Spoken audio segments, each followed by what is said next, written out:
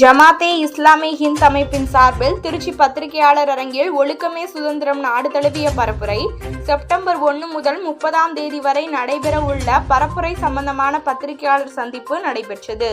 இதில் ஒழுக்கமே சுதந்திரம் பரப்புரை மாநில ஒருங்கிணைப்பாளர் மும்தாஜ், ஜமாத்தே இஸ்லாமி ஹிந்த் மகளிர் அணி பைரோஸ், பரக்கத் நிஷா ஆகியோர் கலந்து கொண்டனர். இந்த பத்திரிகை சந்திப்பில் கூறுகையில், சுதந்திரம் மனிதனின் பிறப்புரிமை. மனிதன் சுதந்திரமானவன். தான் விரும்புகின்ற மதத்தை கொள்கையை ஏற்றுக்கொள்ள பின்பற்ற அவனுக்கு சுதந்திரம் வழங்கப்பட்டுள்ளது. தான் விரும்பும் உடையை அணிய, விரும்பும் உணவை உண்ண, தன் கருத்தை சொல்ல, தான் விரும்பியபடி வாழ்வதற்கு மனிதனுக்கு முழு சுதந்திரம் வழங்கப்பட்டுள்ளது. இவை யாவும் ஓர் வரம்பிற்கு உட்பட்டது. எல்லையற்ற கட்டுப்பாடற்ற சுதந்திரம் எதுவும் இல்லை. சமூக அமைதிக்கு உட்பட்டு செயல்படுவதுதான் சுதந்திரம். தன் எண்ணங்களையும் செயல்களையும் கட்டுப்படுத்தும் அதிகாரம் இறைவனுக்கோ சட்டத்திற்கோ சமூகத்திற்கோ இல்லை என கருதி மனிதன் தன் சுய விருப்பங்களை சுதந்திர வேட்கை மூலம் அடைந்து கொள்ள துணிகிறான். இதனால் சமூக நலன்கள் சீரழிவதை பற்றி அவன் கவலை கொள்வதில்லை. ஒழுக்கக்கேடானவை என்று கருதப்பட்டவை இப்போது இயல்பாகி கொண்டு வருகிறது. திரைமறைவில் இருளில் செய்தவற்றை இப்போது எவ்வித வெட்க உணர்வும் குற்ற உணர்வுமின்றி வெளிப்படையாக செய்ய தொடங்கிவிட்டனர். இயற்கைக்கு மாறான உறவுகளுக்கு ஆதரவாக சட்ட ரீதியான அங்கீகாரத்திற்கும் முயற்சிகள் நடக்கின்றன. என் வாழ்க்கை என் முடிவு போன்ற முழக்கங்கள் இளைஞர்களை குழப்பம், தனிமை, விரக்தி, மன அழுத்தத்திற்கு இட்டுச் செல்கிறது. இறுதியில் தற்கொலை செய்து கொள்கின்றனர்.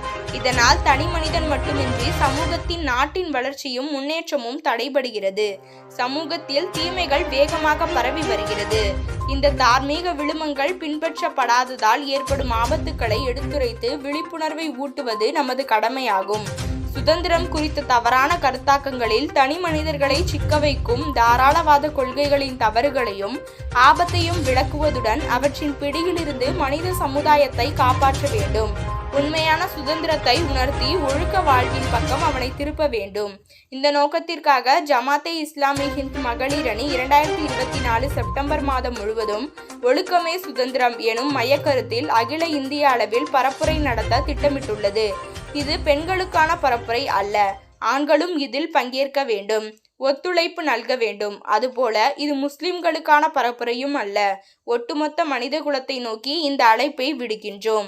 இதற்காக மாணவ மாணவிகள், ஆசிரியர்கள், பெற்றோர்கள், பொதுமக்கள் என அனைவரும் சந்தித்து பிறருக்கு தீங்கு விளைவிக்காமல் உண்மையான மகிழ்ச்சியை தரும் சுதந்திரம் பற்றிய விழிப்புணர்வை ஏற்படுத்த உள்ளோம்.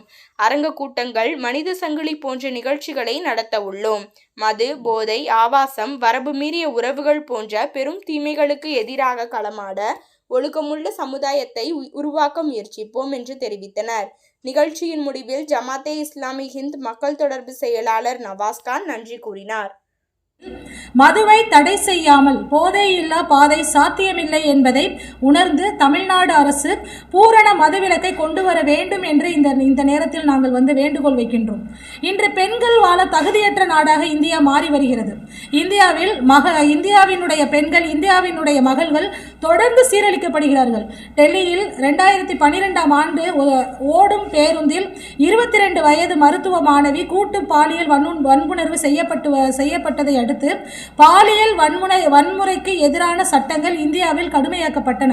ஆனாலும் பாலியல் வன்புணர்வு வழக்குகள் பதிவு செய்யப்படுவது என்பது இன்னும் அதிகரித்துள்ளதை நாம் பார்த்து கொண்டிருக்கின்றோம். இந்தியாவில் தினமும் 90 பாலியல் வன்புணர்வுகள் நிகழ்வதாகவும் ஆண்டுதோறும் 32,000 பாலியல் வன்புணர்வு வழக்குகள் பதிவதாக ஒன்றிய அரசினுடைய தேசிய குற்ற ஆவண காப்பகம் தெரிவிக்கின்றது.